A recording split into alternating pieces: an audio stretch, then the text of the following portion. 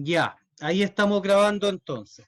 Entonces, hablábamos de que la ubicación del vaso de expansión siempre va a estar cercana a un punto donde trabaje con presiones o con temperatura que puedan generar presiones. Sabemos que el tanque de expansión hidroneumático tiene como función absorber estas variaciones volumétricas generadas por presión, que a su vez son esta presión generada por el aumento de temperatura. Entonces aumenta la temperatura, con esto aumenta la presión, el tanque de expansión absorbe estas variaciones de expansión. Además, ayuda a reducir el efecto, atenuar el efecto del golpe de ariete, y también se utiliza como reserva de presión cuando tenemos el efecto de estas mismas variaciones volumétricas, ¿cierto? Vimos la semana pasada que existía un volumen de reserva, un volumen desplazado por ebullición, vimos también un volumen máximo de expansión o volumen total, ¿cierto? Y estos volúmenes los podemos ver representados en la imagen que tenemos acá arriba, a mano derecha, donde en la primera imagen tenemos un tanque de expansión en reposo. Voy a agrandarla un poco para que podamos acercarnos más. La primera imagen tenemos un tanque de expansión de reposo con una presión inicial, que esta presión inicial que tenemos acá va a ser la presión con la que viene ya precargado el tanque de expansión. ¿Qué presión? El tanque de expansión por lo general se carga con una presión de gas a 2 bares, ¿ya? En la segunda imagen tenemos un tanque de expansión en proceso de trabajo, donde tenemos un volumen de reserva, y acá abajo tenemos el volumen nominal, que va a ser en este caso volumen nominal inicial, más menos el volumen que está ocupando esta presión que se ejerce en la zona de contacto con el agua. Y en el tercer tanque tenemos un tanque en funcionamiento, ya en un tanque siendo sometido a presiones, siendo sometido a una variación del volumen. Tenemos en la parte que comunica con el agua, en la parte superior, tenemos el volumen útil del tanque en funcionamiento, y acá abajo en la zona del gas tenemos el volumen nominal, ¿cierto? Va a ser nuestro volumen base, menos el volumen útil, que es el volumen adicional que tenemos acá, que tenemos en la zona superior, desplaza nuestra membrana, por lo tanto este mismo desplazamiento de volumen útil se resta al volumen nominal que tenemos en la zona de presión. Y acá tenemos un segundo valor importante, que va a ser nuestra presión final o nuestra presión máxima de funcionamiento de nuestro sistema. Entonces, presión inicial, presión final, tenemos volumen nominal, volumen útil y volumen de reserva, que son conceptos que al integrarlos me van a permitir realizar el cálculo con un mayor entendimiento. Cálculo que vamos a ver inmediatamente. Les pido, alumnos, por favor, que tengan un lápiz, una hoja y una calculadora, que puede ser la misma calculadora del computador o la del teléfono a mano, porque vamos a realizar el cálculo de un vaso de expansión, ¿ya? El dimensionamiento del vaso de expansión se realiza conforme al método de cálculo indicado en la norma UNE 100-155 del año 2004, y integra las siguientes consideraciones. Para el procedimiento de dimensionamiento del vaso de expansión se usará la siguiente fórmula. BT, que hace referencia al volumen total del vaso de expansión, este va a ser el volumen por el cual yo voy a comprar un vaso de expansión. Cuando yo les comento que requerimos un vaso de expansión de 12 litros o 20 litros, que va a ser el volumen por el cual yo voy a ir a la tienda, Sanigasa, Cosmoplas, a Esol, a pedir un tanque hidroneumático de expansión, me van a decir cuál va a ser su volumen total. Este volumen total es el que a mí me interesa para usar el tanque de expansión. Por lo tanto, si bien hay más fórmulas con las cuales podemos calcular, realizar cálculos del tanque de expansión, esta fórmula engloba los totales, ¿ya? Esta va a ser la fórmula más práctica para mí para calcular el tanque, el vaso de expansión, por lo tanto va a ser la que vamos a utilizar y va a ser también la fórmula que va a entrar en la prueba, en el certamen, para el cálculo de expansión. Esta fórmula, entonces tenemos integral BT, que es el volumen total del vaso de expansión, en litros, vamos a trabajar en unidad de litros, luego tenemos V, que es el volumen total de agua en el circuito de consumo. Este volumen va a ser tanto el volumen de mi termosolar más el volumen que va a integrar en las tuberías de circulación que van a estar en contacto con mi tanque de expansión. Por lo tanto, va a ser mi circuito primario, incluyendo el acumulador. ¿Ya? Recordemos, circuito primario va a ser el circuito que está entre el acumulador y el agua de uso, o entre el generador y el agua de uso, la llave, ¿cierto? Que va a incluir tanto el punto del colector al,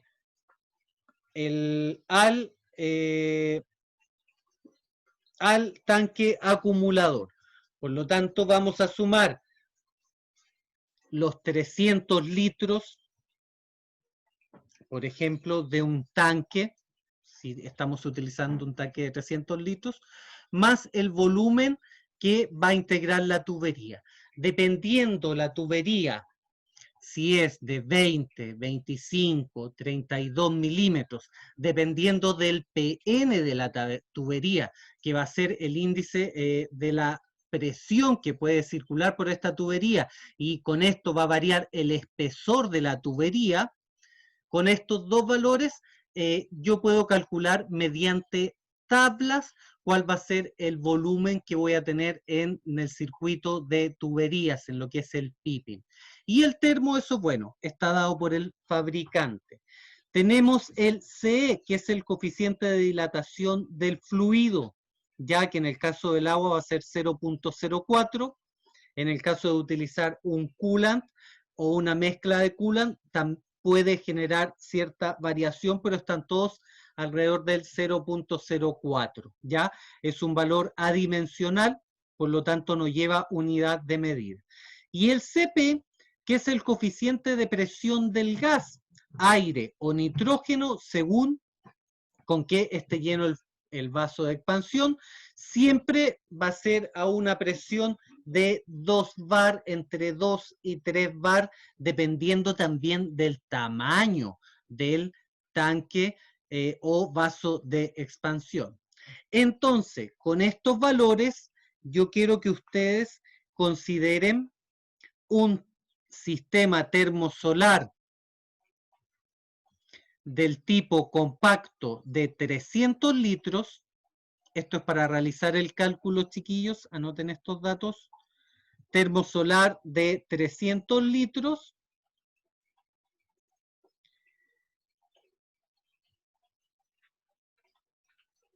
con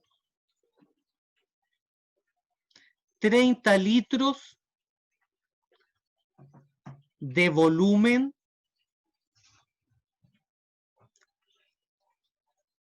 en el circuito primario.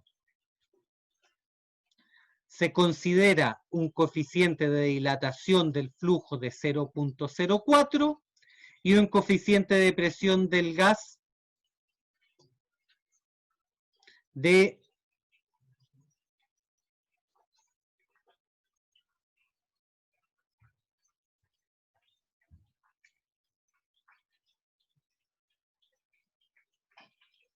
0.04. El coeficiente de presión del gas lo tienen que calcular con la fórmula, se me había olvidado, que tenemos acá abajo, que va a indicar, que dice CP, coeficiente de presión, igual a PM, que va a ser presión máxima, partida por PM menos PM minúscula, que va a ser presión máxima menos presión mínima. Se va a considerar una presión mínima de 1.52 bar y una presión máxima de 8 bar. Considerando presión máxima de taraje de una válvula. Las válvulas por lo general se están tarando entre 6 y 7 bar. 8 bar ya es lo máximo. Esa va a ser la presión de apertura de la válvula de seguridad. Entonces, recapitulando, chicos, para que nuevamente se tomen los datos para realizar el cálculo. Se requiere el valor del volumen total del vaso de expansión, ¿cierto? Y los valores para este cálculo es el volumen total de agua en el circuito de consumo, que van a ser 300 litros del termo más 30 litros del circuito, o sea, en total un volumen de 330 litros. Se va a considerar un coeficiente de dilatación CE equivalente a 0.04 y un coeficiente de presión del gas que vamos a calcular con la fórmula que equivalente a coeficiente de presión del gas igual presión máxima dividida por presión máxima menos presión mínima, donde la presión máxima van a ser 8 bar y la presión mínima va a ser 1.52 bar. Con estos valores necesito que calculen cuál va a ser el tamaño del vaso de expansión.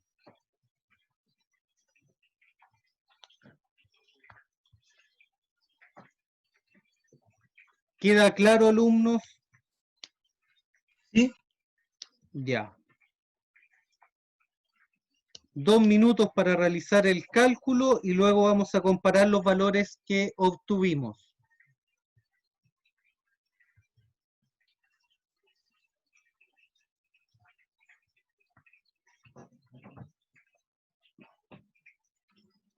Si alguno no entendió la fórmula o no entiende la forma de aplicar esta fórmula, por favor que o en este momento o de manera interna me lo comunique, porque esto es importante, chicos, cuando vayan a realizar los cálculos de tanque en sus sistemas.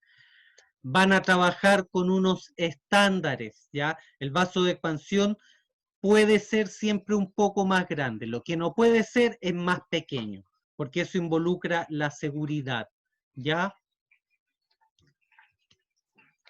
De hecho, en los vasos de expansión, los litros que se trabaja el de 10 litros, 12 litros y luego nos saltamos a los 20 litros, ¿ya? Para que tengan una idea. Después del de 20 me parece que viene el de 25, ¿ya?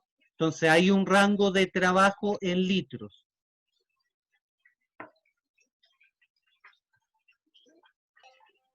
Ya lo hice. ¿Qué valor le dio? ¿De cuántos A mí litros tiene que ser el tanque, el vaso de expansión? me dio 10,3125.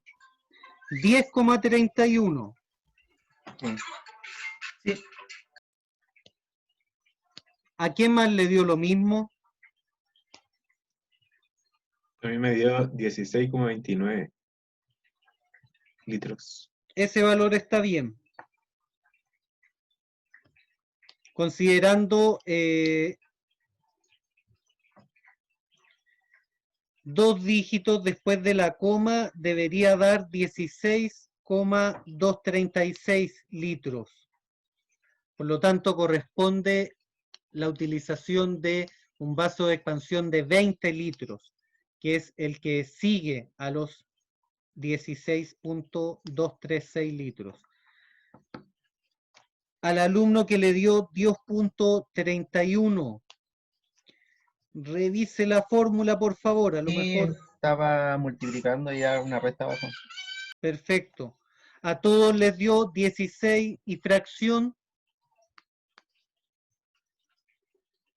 Sí, a mí también.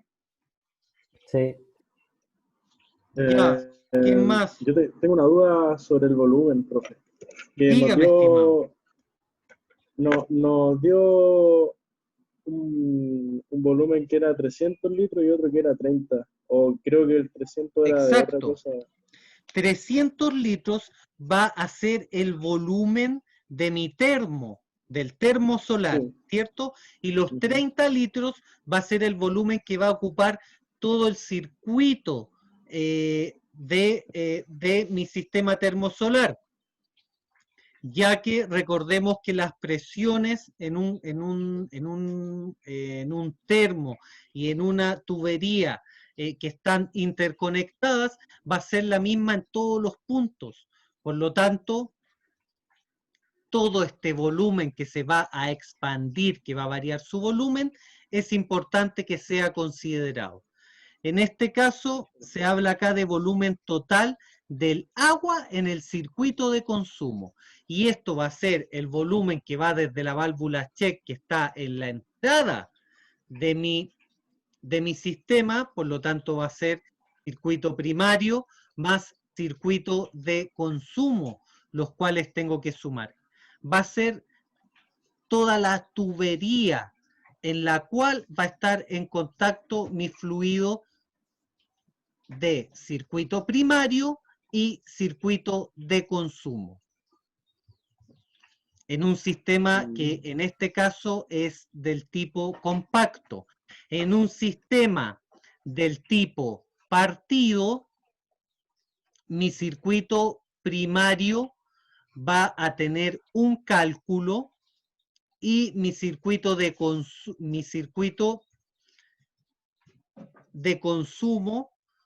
al ser un sistema partido, va a circular por un circuito, por un intercambiador de sistema indirecto, ¿ya? Por lo tanto, solo se va a considerar el volumen del acumulador y el circuito primario. En el caso de un sistema compacto o de un sistema del tipo...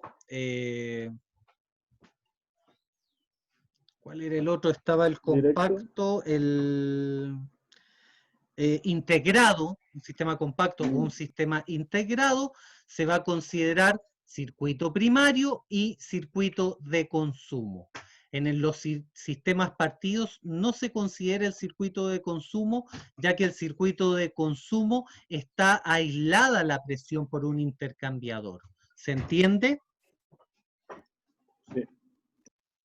¿Seguro? Si no, Profesor. le vuelvo a explicar. ¿Y el ejemplo de ahora, cuál estábamos considerando? En el ejemplo de ahora les dije que era un sistema del tipo compacto. Por lo tanto, se iban a considerar el circuito primario y el circuito de consumo, ya que tanto el circuito de primario como el de consumo están interconectados, están trabajando a la misma presión. En un sistema partido tenemos una presión de circuito primario y tenemos una segunda presión que va a ser la de mi circuito de consumo, que va a funcionar por un intercambiador de calor, por lo tanto va a ser un circuito del tipo indirecto. Súper, ¿Le quedó claro, estimado? súper claro. ¿Y al resto de los alumnos? Profesor, sobre el También. resultado, hice lo que tenía que arreglar y me dio 18.33. A lo mejor A mí ocupó igual. más decimales. A mí igual me dio 18. Porque Miren. según la fórmula de la presión mínima ¿Sí? del 1.52 se le suma un más 1. Y lo mismo que el PB, que dijo que era 8, también se le suma 1. Y a sumarle 1 me da los 18.33. Usted tiene toda la razón. Los que nos habíamos equivocado habían sido sus compañeros y yo. Yo también me había equivocado. Yo había utilizado la presión de 8 bar, pero no es 8 bar, sino que es 8 más 1, son 9 bar. Lo mismo abajo, 8 más 1. ¿Quién fue el brillante que nos corrigió a todos ahora? Para sumarle puntos base también. Yo le dije, profe, ¿Quién fue? Christopher Hidalgo. Mire, Christopher. Está juntando puntos para la prueba. Claro, hay que pasar el ramo como sea. Ya, juntó puntos ahora. Excelente, Christopher.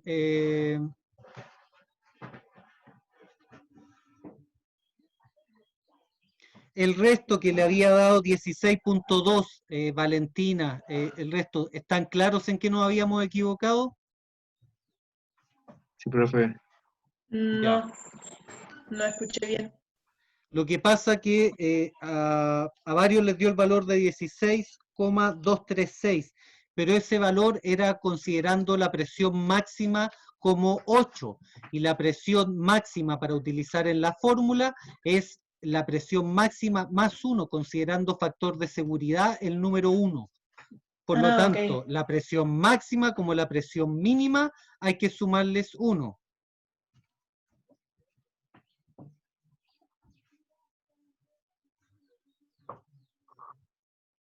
¿Se entiende? Sí. Ya. ¿Se dan cuenta, chiquillos, cómo la clase la hacemos entre todos? Por eso es importante que asistan, por eso es importante que estemos acá todos. Todos estamos aprendiendo de todos acá. No hay otra forma, ¿ya? Yo me equivoco tanto como ustedes. Por lo tanto, si ustedes están atentos, van a poder corregir cada vez que yo me equivoque o cada vez que confunda algún término. Súper bien, Christopher. Seguimos entonces. ¿Están todos claros con el cálculo del vaso de expansión? Entra en la prueba un ejercicio de este tipo, ¿ya? ¿Están todos claros? Ujú. Sí, profe. Ya, súper bien. Vamos a continuar. Válvulas y lectores que vamos a utilizar en nuestro tanque o vaso de expansión, ¿ya?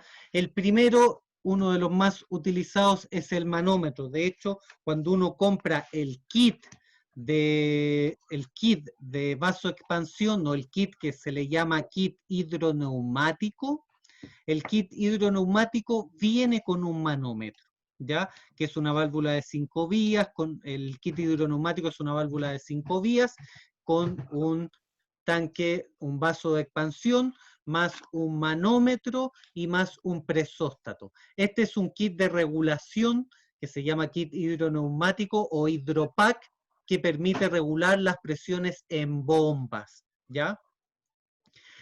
En un vaso de expansión, las válvulas que puedo agregar son las que vemos acá en el dibujo. Primero, un lector que va a ser el manómetro.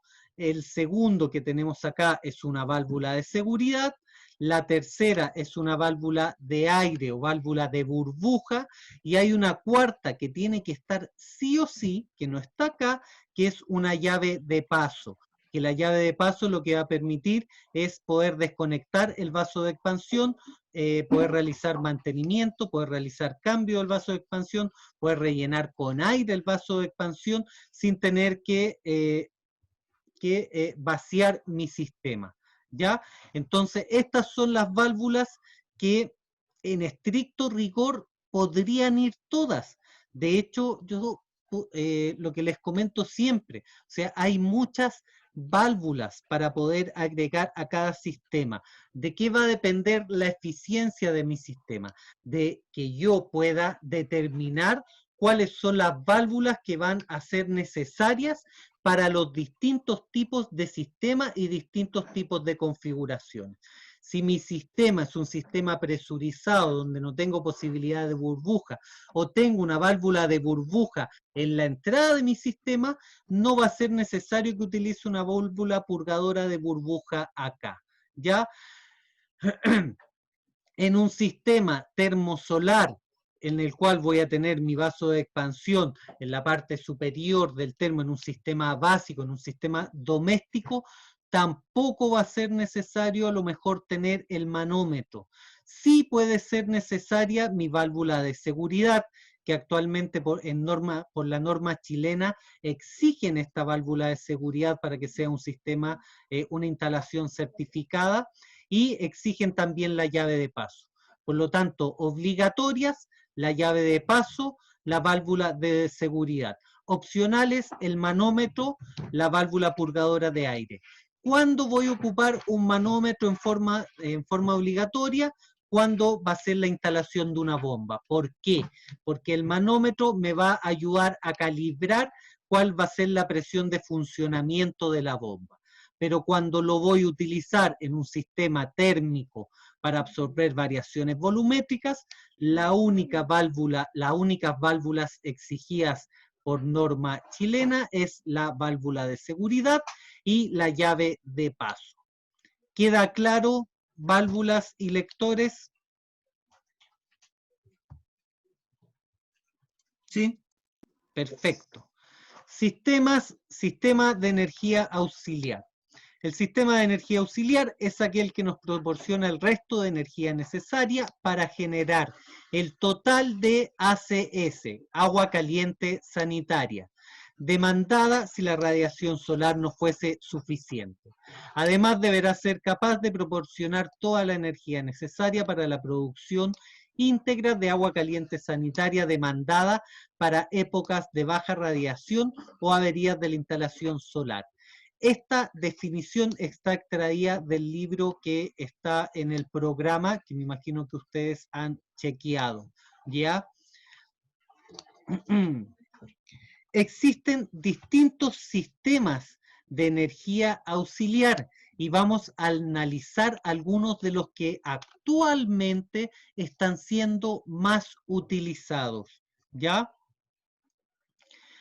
Pero antes de entrar al análisis de estos sistemas por separados, es importante tener conceptos de energía y conceptos de eficiencia ya integrados, ¿ya?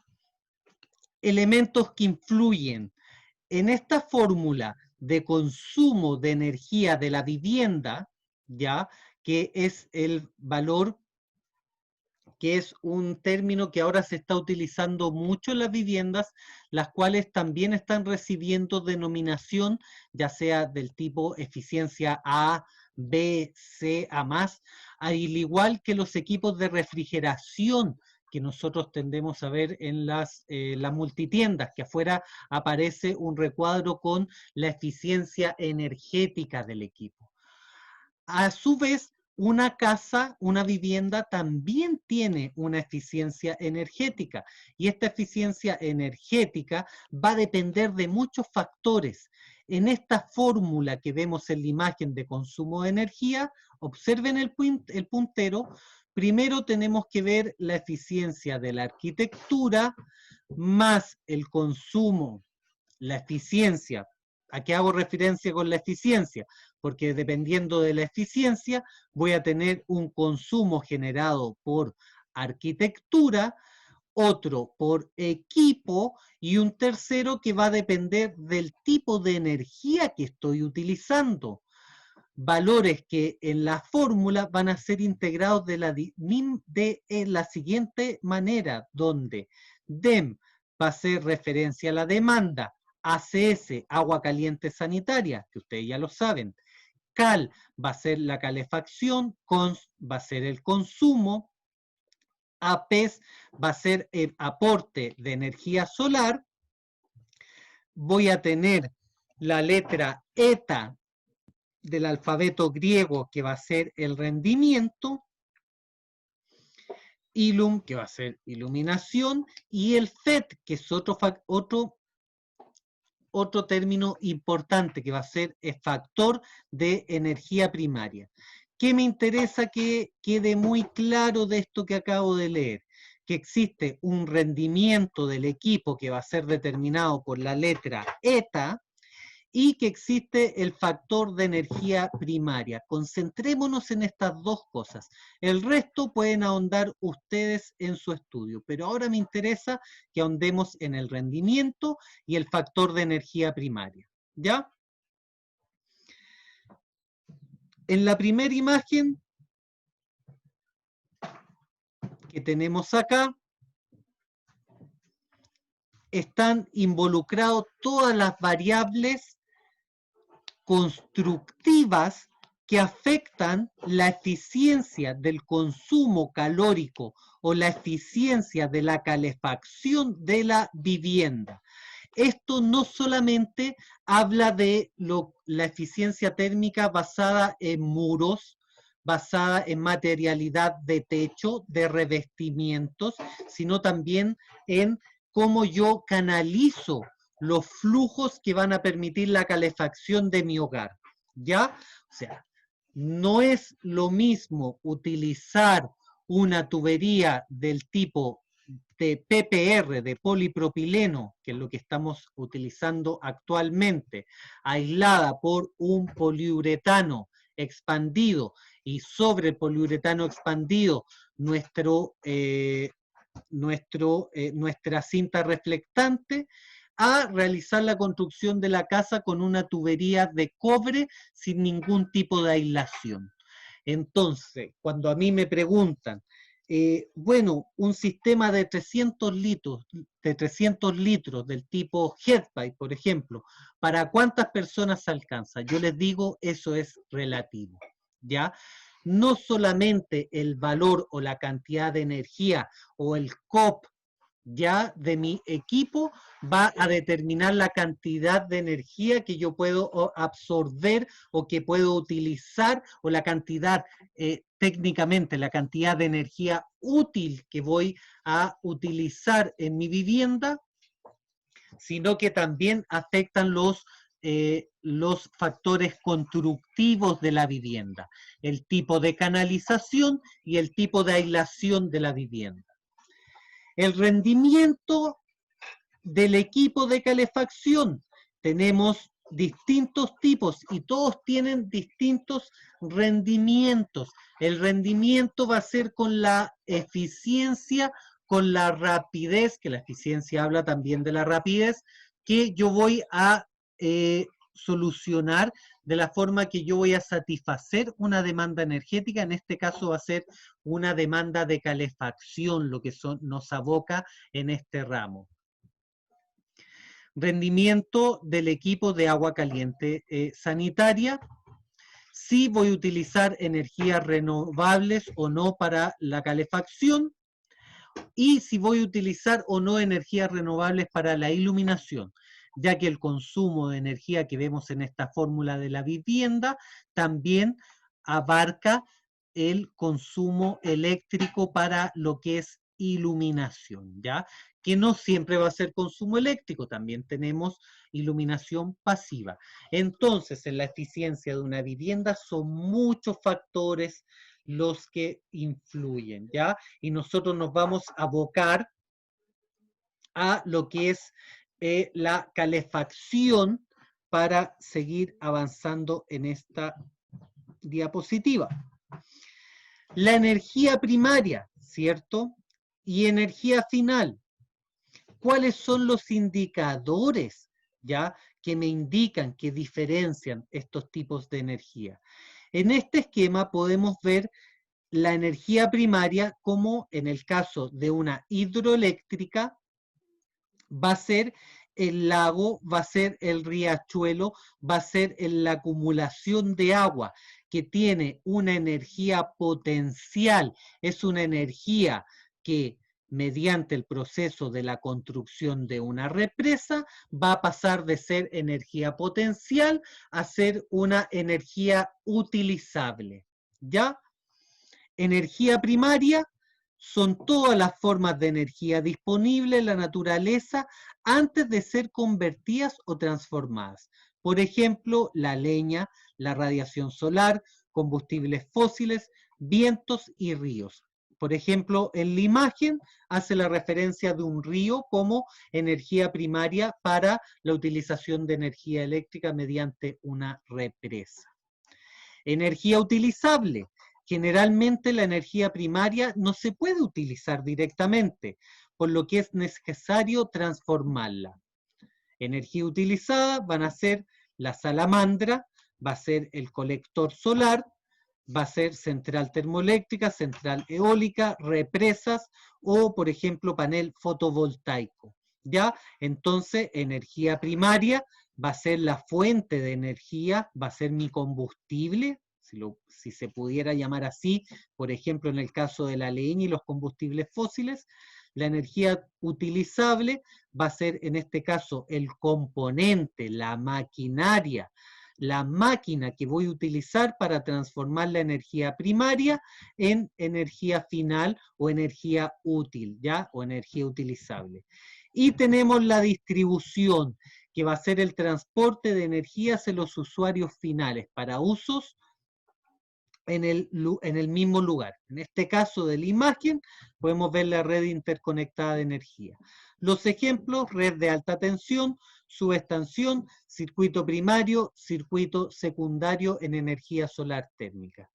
Y la energía final, que va a ser la energía que efectivamente llega al usuario, ¿ya? La energía final. Ejemplos: energía térmica para calefacción, energía eléctrica, puede ser para calefacción, para iluminación o para maquinaria. ¿Ya? Profesor, ¿qué es la salamandra? La salamandra es un tipo de bosca, pero que más antiguo, ¿ya? Es una bosca que no trabaja con doble combustión. Es un sistema de combustión a leña que está entre la chimenea tradicional y la bosca.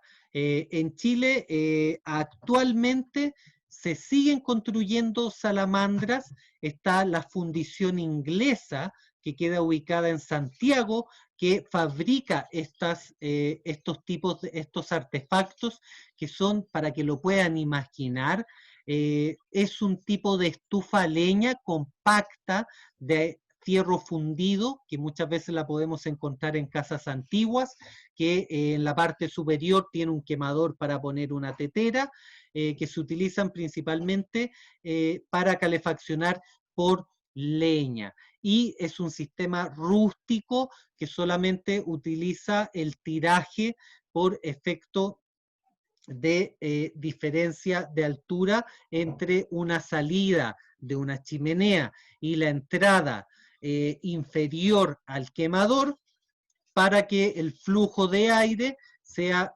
positivo y mantenga siempre prendida la leña, lo que hoy en día se utiliza mucho en las estufas del tipo rocket, ¿ya?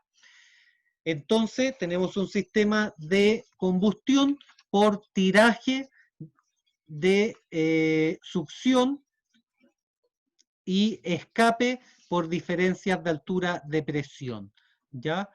Eso es básicamente una salamandra técnicamente. No sé si usted la ha visto o lo ubica.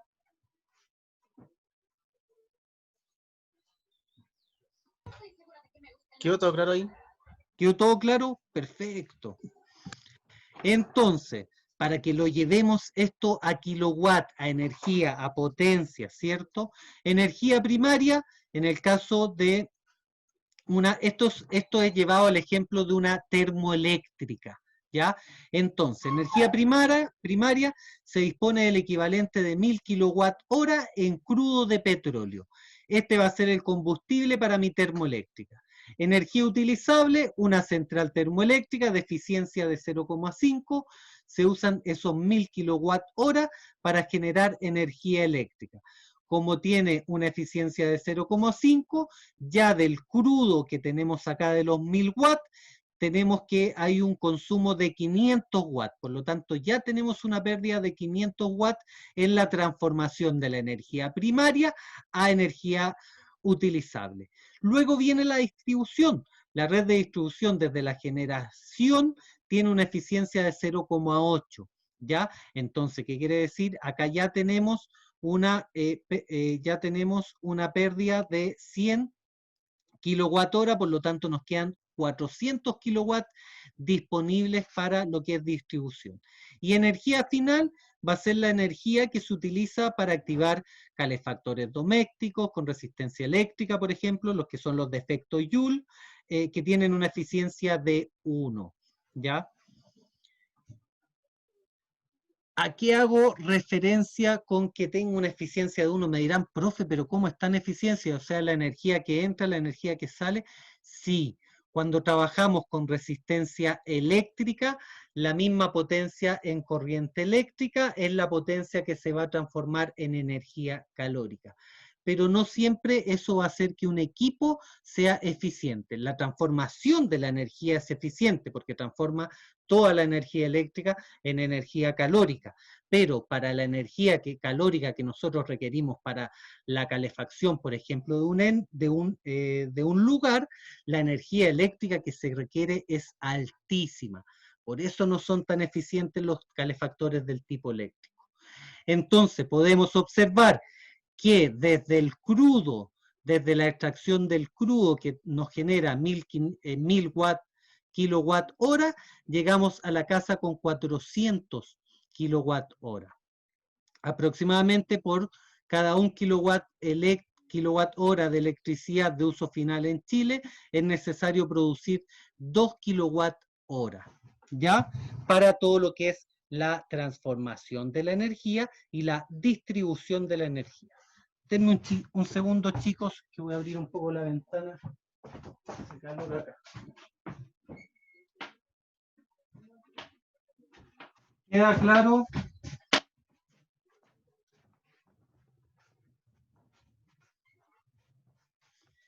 Lo del efecto Joule me parece que no les quedó claro, pero más adelante lo vamos a explicar, vamos a ahondar un poco más, ¿les parece? Ok. Chicos, ¿cómo andamos con la hora? Terminamos, nos queda todavía, ¿cierto?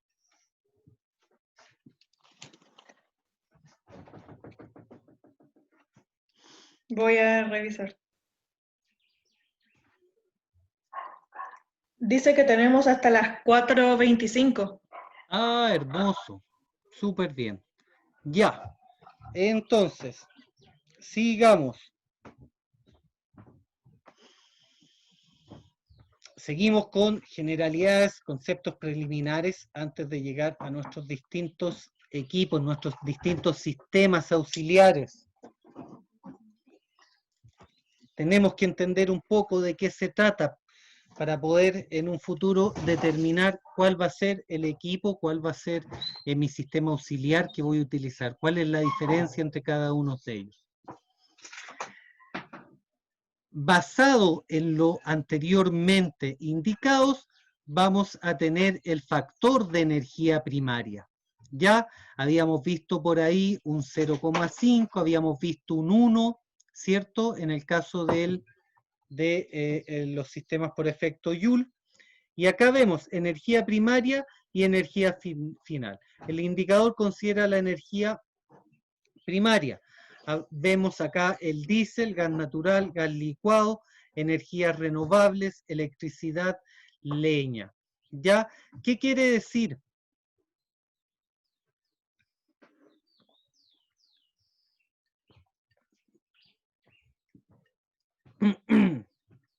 La energía primaria, ¿cómo se calcula?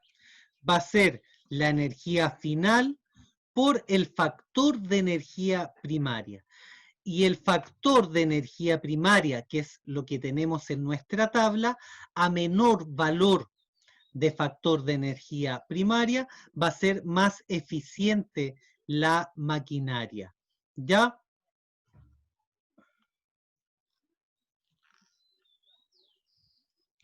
Por lo tanto,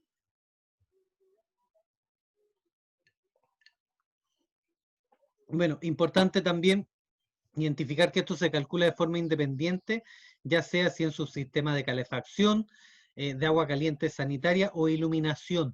lo vimos en la primera fórmula, ¿ya? Cómo se calcula en el caso de cada uno de los ítems. Esta imagen está interesante para poder entender esto.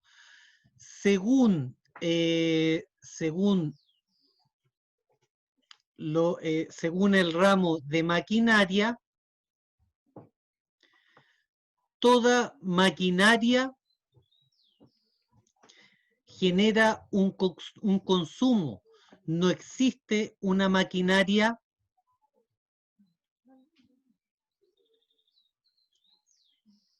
que genere más energía de la que consume, ¿ya?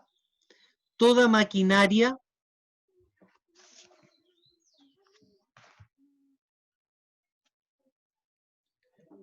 va a tener un diferencial entre la energía obtenida y la energía suministrada, entre la energía primaria y la energía final. Pero hoy en día existen maquinarias las cuales reciben diversas alimentaciones que pueden ser mixtas de diversos sistemas, que permiten que una misma maquinaria, por ejemplo una bomba de calor, pueda trabajar con más de una fuente de alimentación para generar una sola salida. Por lo tanto, en este caso voy a tener diversas entradas que van a aumentar mi flujo de salida. En la imagen que tenemos acá, hace referencia a una bomba de calor geotérmica. Vamos a ver un poco más adelante qué es lo que es una bomba de calor, pero para que entiendan, para explicar, previo a la explicación a que entremos a la bomba de calor, una bomba de calor es una bomba que transforma energía proveniente del aire en energía térmica o para refrigerar, pero en este caso nos vamos a abocar netamente a lo que es la energía térmica. Por lo tanto, la bomba de calor funcionan bajo el concepto de aerotermia. Toman aire a una temperatura y elevan la temperatura de este aire, de este flujo de aire, para calefaccionar o para enfriar un recinto.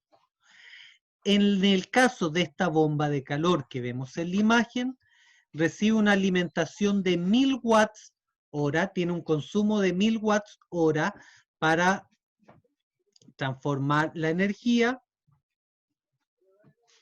pero a su vez se alimenta de un sistema de geotermia que utiliza energía de la Tierra, el cual entrega una cantidad de 3 kilowatt hora al flujo de entrada de mi bomba de calor. Por lo tanto, en la salida voy a tener 4 kilowatt hora de calor, lo que me da un factor de energía primaria de 0.5. Tenemos un consumo de 2 kilowatts, considerando que la potencia, según la diapositiva anterior, la potencia de consumo es aproximadamente la mitad de la potencia que se utilizó para que la energía llegara al punto de consumo.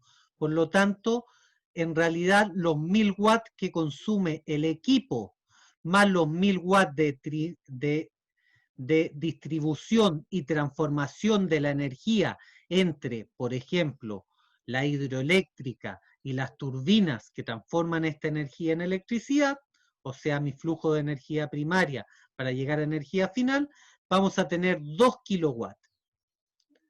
Repito, la bomba de calor consume 1 kilowatt, pero considerando que el factor de energía primaria toma toda la energía desde la fuente hasta el el elemento de consumo, el elemento que va a generar energía, en este caso nuestro calefactor, nuestra bomba de calor, hay que sumar a nuestro kilowatt de consumo un kilowatt más, un 100% más en la energía que se va a requerir para distribuir y para generar esta energía. Por lo tanto, una bomba de calor puede utilizar 2 kilowatts de energía para generar 4.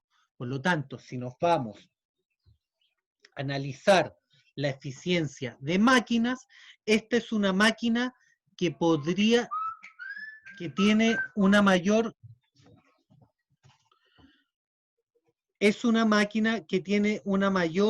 eficiencia en entregar una energía total. ¿Ya? Esto, chicos, es una de las grandes ventajas que tiene la bomba de calor, que puede sumar la energía del flujo de aire de entrada para aumentar el rendimiento de la maquinaria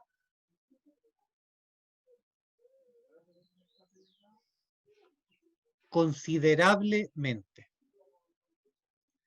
Vemos una máquina que consume 1000, pero es capaz de entregar 4000. ¿Por qué? Porque la bomba de calor funciona mediante la aerotermia, por lo tanto, la temperatura del aire que va a entrar a mi bomba de calor me puede permitir aumentar su rendimiento. Además de trabajar con el flujo de aire de entrada, los sistemas de bomba de calor pueden trabajar también con un flujo de agua caliente, que también va a permitir reducir el consumo eléctrico y aumentar la eficiencia térmica de mi equipo. Las bombas de calor sí consumen mucha electricidad, pero tienen una alta eficiencia en la transformación de la energía.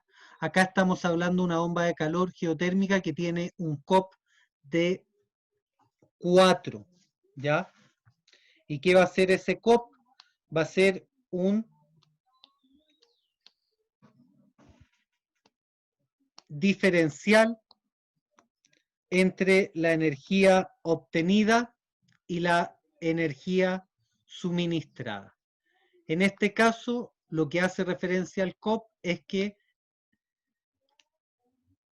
entra 1 kilowatt, salen 4 kilowatts. Y el COP siempre va a ser la energía de salida partido por la energía de entrada. Normalmente todas las máquinas tienen un COP inferior a 1, a excepción de esta bomba de calor y otros equipos que, utilizando energía renovable, energía exterior disponible como un muro trombe, como un colector solar, pueden aumentar el COP y la eficiencia de la maquinaria. Vamos, ¿queda más o menos claro? Vamos a ver más adelante un poco más a fondo la bomba de calor, chicos, y el principio de funcionamiento. ¿Se entiende hasta acá? ¿Qué era el COP?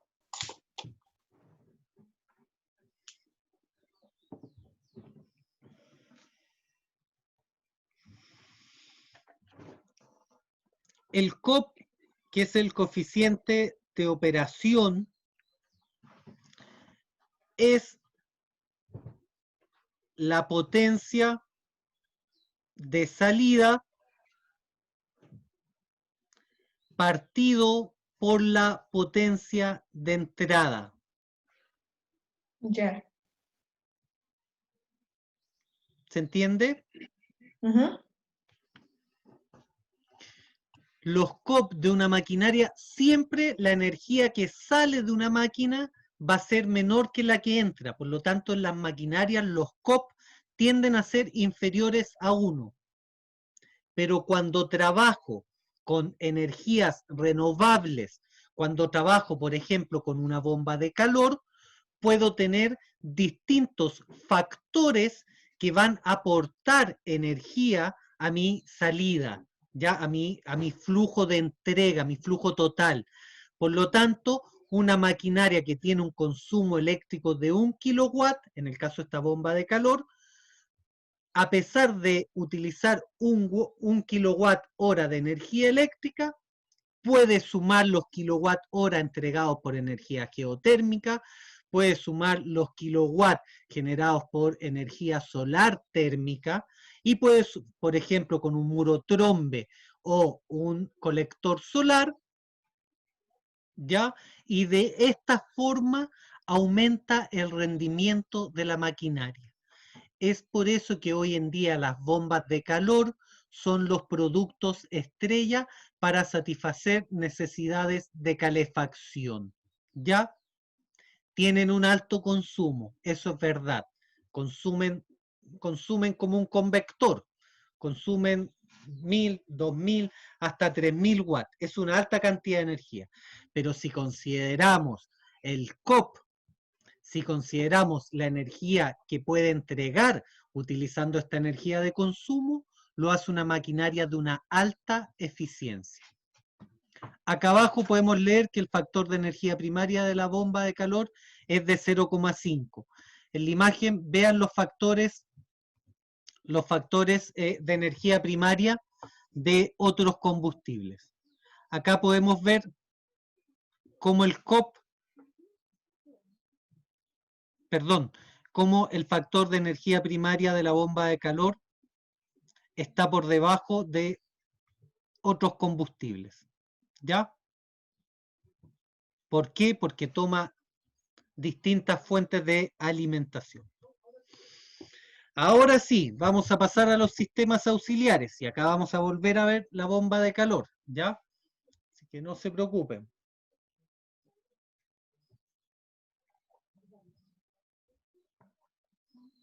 Primero vamos a ver por combustión, ¿ya? Equipos localizados son los calefactores que más comúnmente se utilizan en Chile. No presentan un gran interés para la calificación, ya que comúnmente corresponden a los valores por defecto u optan a mejoras en la eficiencia relativamente pequeñas. O sea, tienen una baja eficiencia, ¿ya? Lo que tenemos acá son radiadores, a mano izquierda, radiadores eléctricos puntuales que consumen únicamente energía eléctrica. Lo que tenemos acá, por ejemplo, es una bosca, ¿ya? O un sistema de combustión lenta, en la cual tenemos una doble cámara que vuelve a quemar los gases de la combustión para aumentar la eficiencia de la combustión y para bajar la cantidad de emisiones. Aún así, estos dos equipos son equipos que tienen una bajísima eficiencia. Ahora, ¿para quién tiene una baja eficiencia? Si yo, por ejemplo, vivo en un edificio, vivo en una casa en plena ciudad, evidentemente una bosca no va a ser el elemento de calefacción eficiente para mí, va a tener una muy baja eficiencia. Pero si yo vivo en un bosque donde constantemente puedo talar y puedo yo generar mi propia materia prima para la combustión, la bosca sí va a ser un equipo eficiente. Por lo tanto, va a depender también del uso que yo dé a la energía y de cómo yo consuma esta energía, ¿ya? Entonces, tenemos los primeros que son los equipos localizados. Acá también están los calefactores eléctricos, el calefactor que se ocupa para el baño, están las pequeñas estufas a gas, ¿cierto? Están todos los equipos unitarios que no son de una calefacción central o de una calefacción distribuida o de un componente mayor de calefacción, ¿ya? Equipos puntuales para la refrigeración, está también ¿cómo se llaman? Los convectores, todos estos equipos. Calderas murales exteriores, ¿ya? Muy similar a lo que es un calefón solar, la caldera se diferencia en, por ejemplo, la cantidad de circuitos, trabaja con más circuitos que el calefón solar, utiliza un intercambiador de calor de placas, a diferencia del calefón solar que todavía sigue utilizando el serpentín, y otra diferencia es que siempre van a tener un indicador de presión. Como son equipos que trabajan a una mayor temperatura y a mayores presiones, la caldera siempre va a tener o tiene que tener por norma un indicador de presión del sistema y válvulas de seguridad. Lo que no es necesario, por ejemplo, en un calefón solar. A grandes rasgos, ¿cuál es la diferencia? La capacidad. Un calefón solar tiene una capacidad para una vivienda, una caldera tiene una capacidad para una gran vivienda o para una institución o para un local de una mayor envergadura, ¿ya? Entonces tenemos los calefón solares de una menor escala y tenemos las calderas murales, ¿ya? Las calderas murales, como dice acá exteriormente, son muy similares a un calefón a gas. Sin embargo, tienen una mayor eficiencia y para distinguir tenemos estos valores de acá abajo. También las calderas siempre van con un tanque de expansión. El calefón solar no requiere un tanque de expansión, sí una caldera, ¿ya? Entonces, la caldera, elementos que puedo distinguir, intercambiador de calor, observen la imagen inferior izquierda, un manómetro para la presión, tiene más de un flujo de entrada y de un flujo de salida, porque funciona con intercambiador de calor. ¿Esto qué quiere decir? Que un flujo de agua fría va a entrar al intercambiador de calor y ese flujo de agua fría va a salir y el agua se va a calentar por el agua caliente que va a entrar al intercambiador de calor y va a salir pero en un circuito independiente. En este caso, hablamos de que la transferencia de calor se realiza en forma indirecta en un sistema de caldera y en forma directa en un calefón solar. Por lo tanto, en un calefón solar voy a tener una entrada de agua fría y una salida de agua caliente. En una caldera voy a tener una entrada de agua caliente que va a mi intercambiador de calor, una salida que va al intercambiador de calor y una entrada de agua caliente a mi intercambiador de calor y una salida de agua caliente de mi intercambiador de calor. Además, la caldera siempre va a requerir de un vaso de expansión y una válvula de seguridad, que no se ve acá en la imagen, pero también se requiere. ¿Se entiende, chiquillos? Chiquilles. Sí, profe. Ujú. Claro. Entonces, calefón solar para una vivienda, ¿cierto? Vivienda hasta 4, 5 personas.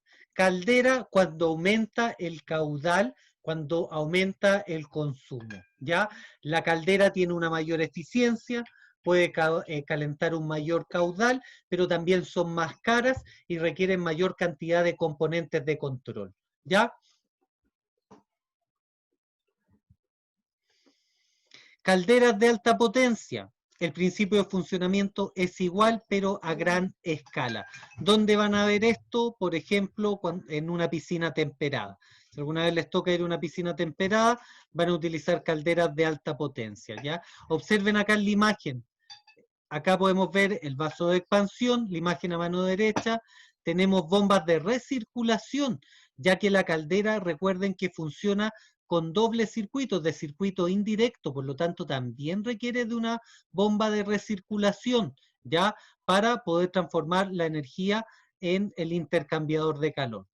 Para edificios suelen utilizarse calderas de grandes dimensiones. Del tamaño de la imagen de mano izquierda, yo nunca he visto una, pero sí he visto de la mitad del tamaño para la piscina de la escuela naval, por ejemplo.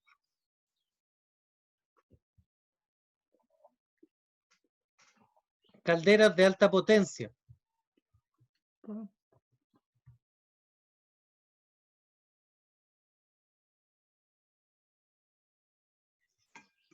Ya.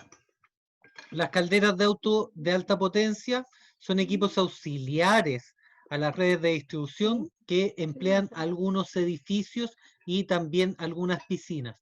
¿Qué es lo que es una caldera de alta potencia? Es lo más similar a la turbina de un avión.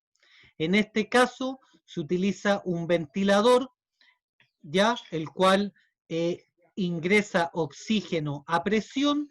Tenemos un combustible, en este caso se utiliza gas, ya, y este gas con una admisión forzada de aire genera una alta temperatura en poco tiempo, ¿ya? Acá en Chile nunca me ha tocado ver, ni tampoco me ha tocado trabajar con alguna, pero existen y es bueno que las conozcan. Acá la podemos ver conectada a un sistema centralizado en la imagen a mano derecha, donde tenemos nuestra caldera de alta potencia, nuestro acumulador y la red de distribución. En este caso acá también es un sistema indirecto porque utiliza serpentín mi tanque de acumulación. Calderas de condensación también se utilizan bastante, las van a ver bastante. Es similar a una caldera tradicional. ¿Cuál es la diferencia con las calderas convencionales? Es que la caldera de condensación aprovecha el calor latente de los gases procedentes de la combustión y genera así una mayor eficiencia en el uso del combustible. ¿Ya? Entonces acá también volvemos a calentar, utilizamos este calor que sale que se genera producto de la combustión y producto de el calentar los distintos fluidos, ¿ya? En este caso, como es una caldera, también utilizo un radiador que va a ser un intercambiador de calor, ¿ya? Y es básicamente lo mismo que una caldera, la diferencia es que tiene una mayor eficiencia. Calderas de condensación es hoy en día lo que más se está utilizando. El sistema de la caldera de condensación es similar también al que utiliza un calefón solar. De hecho, más parecido que el de la caldera tradicional, ya que el calefón también utiliza este principio en el cual aprovecha el calor latente generado por la combustión del sistema. Bombas de calor. Los sistemas de bomba de calor emplean la energía del ambiente para calefaccionar, refrigerar o bien generar agua caliente sanitaria. Puede generar su principio de funcionamiento en la aerotermia, pero la misma aerotermia puede ser utilizada para calefaccionar un lugar o puede ser utilizada para, mediante radiadores, aumentar la temperatura de un fluido. Los fluidos puede ser un fluido de consumo y la misma bomba de calor puede utilizar también una alimentación de un fluido o de aire para su funcionamiento, como lo habíamos visto anteriormente. Utilizando un refrigerante en un ciclo termodinámico cerrado, accionado por un compresor, ciclo de Carnot. Acá viene otro concepto importante. La bomba de calor funciona bajo el ciclo de Carnot, en el cual hace referencia a un gas que se comprime y en su descompresión se libera una cantidad de energía, ¿ya? Por ejemplo, el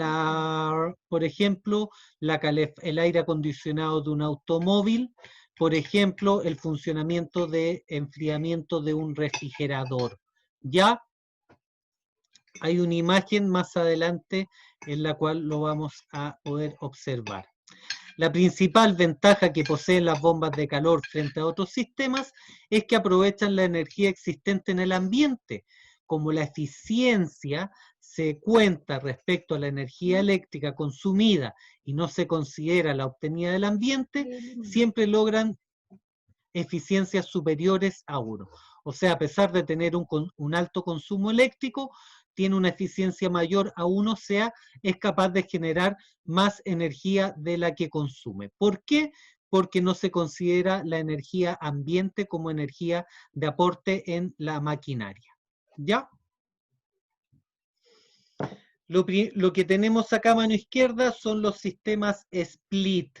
¿Ya? Ese es el nombre técnico. Y es el clásico sistema por aerotermia que se está utilizando de aire acondicionado para las casas. ¿Ya? ¿Cómo es este sistema?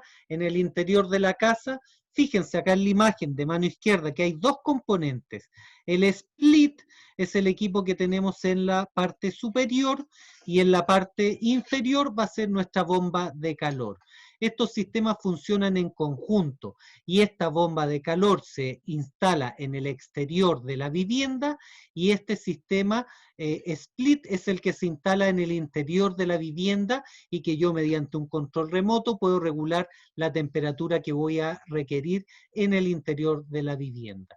Si yo quiero principalmente calefaccionar, mi sistema split va a ir ubicado a una altura inferior.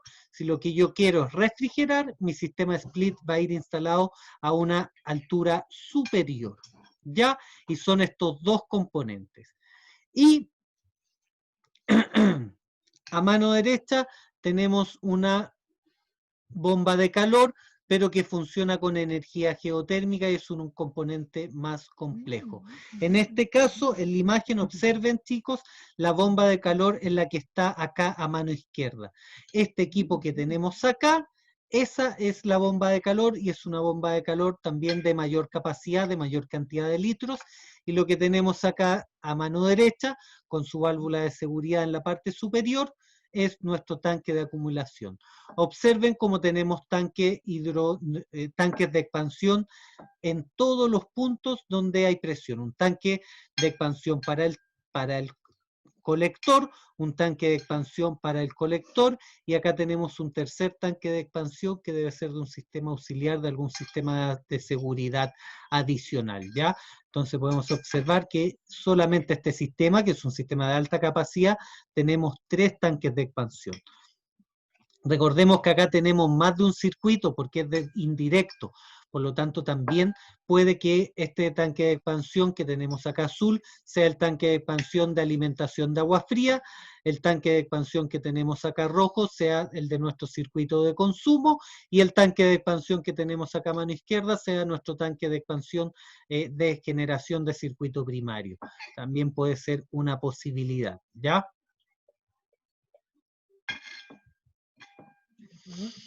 Sistema de calefacción por bombas de calor. ¿Cuál es su principio? Partamos por el comienzo, la compresión, cuando yo voy a comprimir mi fluido, ¿ya? Entonces, número 1, acá arriba, entra energía eléctrica, más o menos un 25%, para salir de la inercia y comenzar a hacer girar nuestro compresor, ¿cierto? En este proceso, el compresor consume energía eléctrica para comprimir un fluido refrigerante. Dicho aumento de presión aumenta su temperatura, ¿ya? Entonces estoy comprimiendo un fluido refrigerante, al comprimirlo aumenta la temperatura. Esto también sucede en un refrigerador. Si ustedes se dan cuenta, chicos, cada vez que un refrigerador está funcionando, si bien en el interior del refrigerador baja la temperatura, detrás del refrigerador, ¿qué es lo que sucede? Aumenta la temperatura, ¿cierto? Detrás del refrigerador se genera calor, tenemos una alta temperatura, a pesar de que en el interior se está generando frío. Esta temperatura se genera por la compresión de nuestro gas o nuestro fluido refrigerante. Ya, pasamos al punto 2, a la entrega de calor o condensación. El fluido caliente se hace pasar por un condensador. En este intercambiador de calor, el fluido cede su calor y al enfriarse se produce la condensación del refrigerante pasando de estado gaseoso a estadio líquido. Esto que tenemos acá, el condensador, va a ser nuestro intercambiador de calor. ¿Ya? Tenemos un flujo caliente y en este caso nosotros, ¿qué es lo que vamos a utilizar? un segundo serpentín que va a estar en este mismo intercambiador de calor, en este punto donde se entrega calor, para calentar un flujo de agua o un flujo de, para calentar, perdón, un flujo de agua, por ejemplo, ¿ya?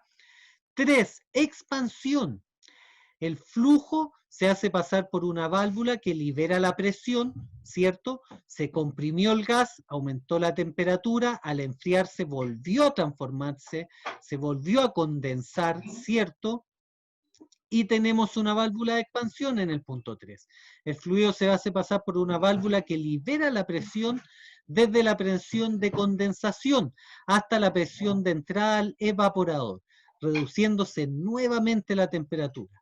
Mediante la expansión bajamos la temperatura, por lo tanto, en este caso la bomba de calor en este sector del evaporador va a funcionar como un refrigerante. Y punto 4, evaporación.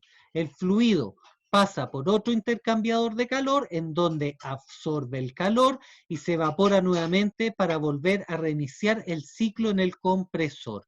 ¿Ya? Entra energía desde el ambiente exterior, más o menos un 75%, ¿ya? Energía que me va a permitir calefaccionar o enfriar, dependiendo si voy a estar utilizando, por ejemplo, energía geotérmica. La energía geotérmica puede calentar como puede enfriar. La energía de un muro trombe se va a utilizar principalmente para calentar. La energía de un colector solar acoplado a mi bomba de calor se va a utilizar para calentar. ¿Ya? ¿Se entiende el proceso de funcionamiento de una bomba de calor? Los equipos varían en tamaño, en forma, pero es el mismo principio de funcionamiento. Hay más válvulas, hay menos válvulas, pero son las mismas válvulas que ustedes han visto, ¿ya? Válvula de seguridad, válvulas de 3 vías, válvulas check, tanque, vaso de expansión, es lo mismo, chicos. Por eso estoy tratando de hacer la clase de esta forma, primero pasarle los componentes y ahora los equipos para que ustedes en la práctica, con cualquier equipo se les presente, puedan trabajar y pueda ser analizado de una forma correcta, solo entendiendo su funcionamiento y las válvulas que utiliza.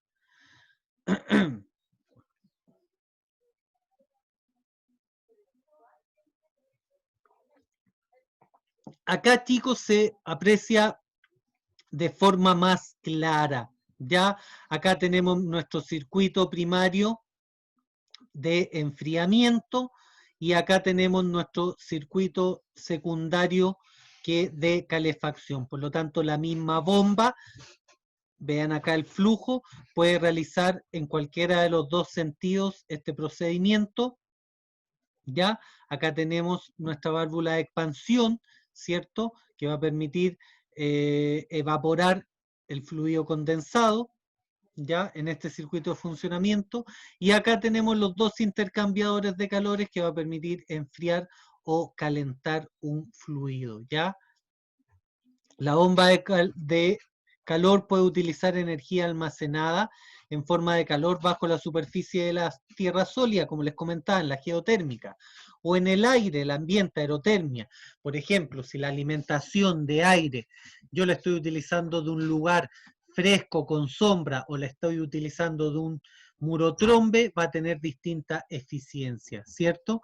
De acuerdo al medio por el cual se obtiene y se transforma la energía para su funcionamiento, se puede distinguir las siguientes bombas de calor: aire-aire, aire-agua, agua-aire, agua-agua, tierra-aire, tierra-agua, o pueden ser incluso mixtas. Puede ser, por ejemplo, puede ser aire, tierra, agua. ¿Ya? ¿Se entiende? ¿A alguien le queda alguna duda de las bombas de calor? En el caso de la imagen anterior, ¿igual tiene que usar bomba o no es necesario? Sí, por supuesto. Ya. ¿Dónde van las bombas, chiquillos? Las bombas van para hacer recircular mi flujo en el circuito primario, ¿ya? En este caso, claro, se hablaba acá de un circuito primario, se habla del primario en el que enfría y secundario en el que calienta, pero tanto en el circuito primario como en el secundario, tengo que tener una recirculación del fluido para poder calentar.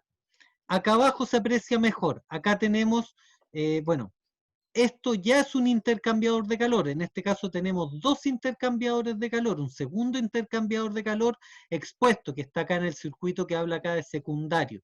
Si se da cuenta, acá tenemos una bomba para hacer recircular el agua a este intercambiador de calor, y acá tenemos una segunda bomba que también va a hacer recircular el agua, pero en este caso para enfriar. Una bomba para recircular el agua para enfriamiento y en este caso uno para calentar. En esta imagen que tenemos acá, el equipo que tenemos acá también va a llevar unas mangueras con agua que van a ingresar a este equipo. Van a ir 4 mangueras. Van a ser 2 mangueras que va a ser una entrada y salida de agua fría y 2 mangueras con una entrada y salida de agua caliente. ¿Queda más claro?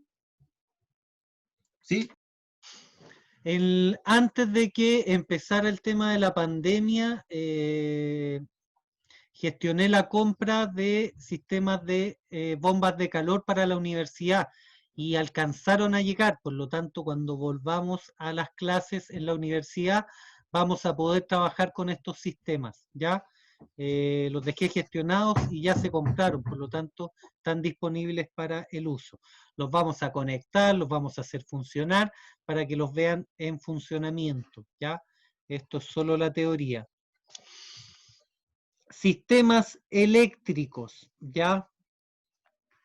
Acá donde yo les comentaba, sí, tienen un 100% de la eficiencia, pero el que tenga un 100% de la eficiencia no quiere decir que tenga un bajo consumo, ¿ya? Puede tener un 100% de la eficiencia, pero el hecho de calefaccionar con energía eléctrica ya lo hace un proceso de alta demanda energética, ¿ya? El procedimiento en cuanto a la energía en kilowatt que entra a mi resistencia y la energía calórica que se genera, tenemos el 100%, ya que toda la energía eléctrica se transforma en energía térmica. Pero el consumo, que es otro término que ustedes ya tienen claro por electricidad, es el alto en este sistema. Los sistemas eléctricos o de resistencia eléctrica basados en efecto Joule, ¿ya? O que se les llama consumos de resistivos, ¿ya? Cada vez que hablamos de un consumo resistivo, estamos hablando de efecto Joule, ¿ya? Y se conoce como efecto Joule al fenómeno irreversible por el cual si un conductor circula corriente eléctrica, parte de la energía cinética de los electrones se transforma en calor debido a los choques que sufren con los átomos del material conductor por el que circulan, elevando la temperatura del mismo. Como este conductor solo está en contacto con el aire, el calor se propaga principalmente por convección y por radiación, ¿ya? El calor producido es igual al cuadrado de la corriente multiplicado por la resistencia eléctrica del conductor, ¿ya? Equipos de calefacción eléctrica directa, ¿ya? Este tipo de equipos es muy simple, generalmente su eficiencia de generaciones del 100%, porque también trabajan bajo el efecto Joule, ¿ya? Además es posible tener un sistema de control en forma simple. Cuando se utiliza un sistema de almacenamiento, por ejemplo un termoeléctrico, se generan pérdidas por transferencia de calor en la envolvente del empaquete, o sea, pérdidas por aislación térmica del equipo. Ya trabajan bajo el mismo principio de estos calefactores. Son todos sistemas del tipo resistivos. ¿Ya? Y acá tenemos calefactores radiantes, convector y termoeléctrico. ¿Cuándo voy a utilizar, si nos enfocamos a los sistemas solares, un termoeléctrico? Yo les comentaba anteriormente que, por ejemplo, ¿cuál era la ventaja de un termoeléctrico frente a un termo a gas, a un calefón solar, ya que tienen un menor consumo, ¿ya? La diferencia, consumo, rendimiento, ¿ya? O eficiencia, distintas cosas. Acá tiene una alta eficiencia, el termoeléctrico, por ejemplo, pero tiene un alto consumo, lo que lo hace un equipo poco eficiente, un equipo poco eficiente en cuanto a el consumo de energía eléctrica, no a la transformación, sino que al consumo. Pero ¿cuál es su ventaja?